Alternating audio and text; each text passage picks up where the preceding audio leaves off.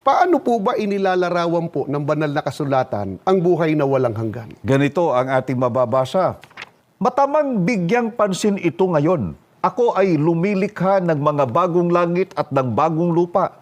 Lahat ng mga naunang mga bagabag, kaguluhan at kirot ay mga bagay na lumipas na. Dapat nang kalimutan. Tumingin kayo sa hinaharap ng may kagalakan. Umasa kayo sa aking nililikha. Aking lilikhain ang Jerusalem na gaya ng lubos na kagalakan. Aking lilikhain ang aking bayan na gaya ng dalisay na kasiyahan. Ako ay magagalak sa Jerusalem.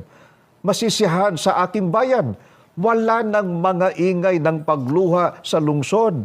Walang mga pag-iyak dahil sa labis na pagtitiis o paghihirap. Mga mahal na kaibigan, ang buhay na walang hanggan po ay naroon po sa bagong langit at bagong lupa o sa bayang banal. Wala po rito sa mundong ito.